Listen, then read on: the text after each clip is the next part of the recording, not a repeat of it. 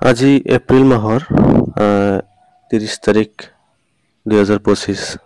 Body খেতিৰ বয়স আজি প্ৰায় তাৰ পৰা আপোনাৰ ৩০ দিন মান হৈছে। তো ৩০ দিনৰ ভিতৰত সেইখিনি ডাঙৰ হ'ল গছ,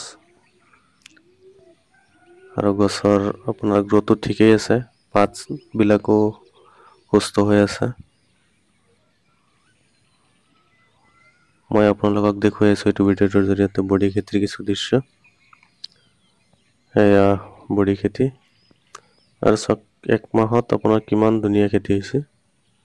তাৰ 15-20 দিন মান পাছত আপোনাৰ গছত ফল ধৰিব।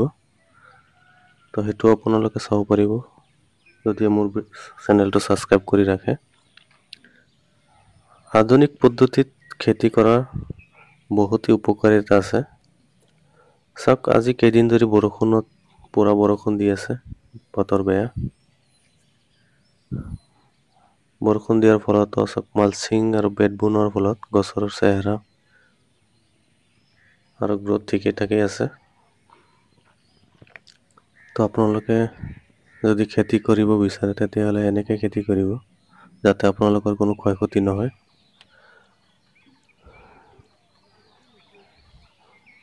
ময়ো অলপ আধুনিক পদ্ধতি অৱলম্বন কৰিছোঁ। এয়া খেতি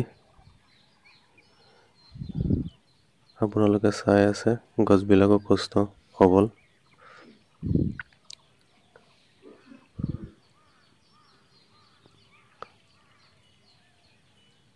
সন্মানীয় কৃষক বন্ধুসকল, তো আপোনালোকে বাৰিষা কালত বৰষুণটো দিয়েই থাকিব।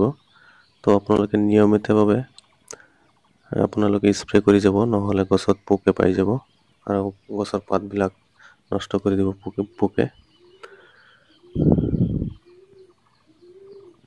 আৰু আপোনালোকে যিমান পাৰে জৈৱিক সাৰ ব্যৱহাৰ কৰিব, কাৰণ মাটি এনি টাইম বৰষুণৰ ফলত ভিজি থাকিব। যদি ৰাসায়নিক সাৰ ব্যৱহাৰ কৰে তেতিয়াহ'লে গছৰ শিপা পচি যোৱাৰ চান্স থাকে 100%।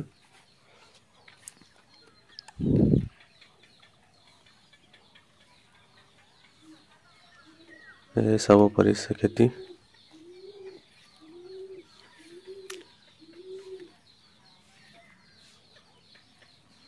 কৃষক বন্ধুসকল, ভিডিঅ'টি চাই কেনেকুৱা লাগিছে আপোনালোকৰ? যদি ভাল লাগিছে তেতিয়াহ'লে ভিডিঅ'টো এটা লাইক আৰু শ্বেয়াৰ কৰিবলৈ নাপাহৰিব। আৰু মোৰ চেনেললৈ নতুন আহিলে চেনেলটো ছাবস্ক্ৰাইব কৰি ৰাখিব, যাতে এনেধৰণৰ ভিডিঅ'ৰ ন'টিফিকেশ্যন আপোনালোকে পাই থাকে।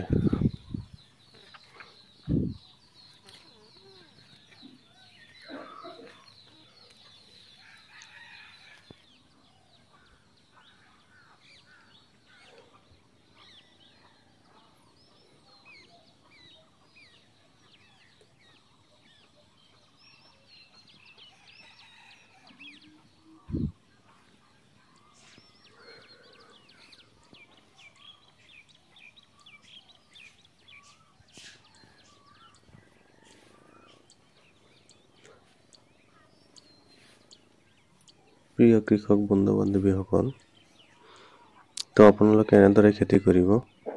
আৰু মই আগতীয়াকৈ অলপ বডি খেতি কৰিছিলোঁ, তাৰো কিছু আপোনালোকৰ দৃশ্য দেখুৱাম।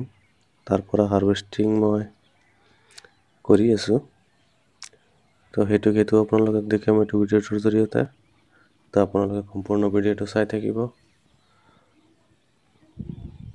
এইটো হ'ল নতুন খেতি, এপ্ৰিল মাহৰ 2025 চনৰ নতুন খেতি এইটো।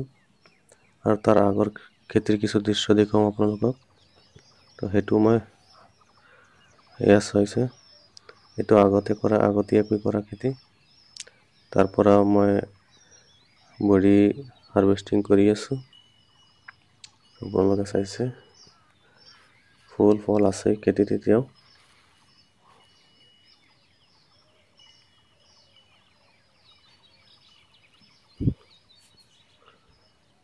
এয়া চাওক বডি খেতি।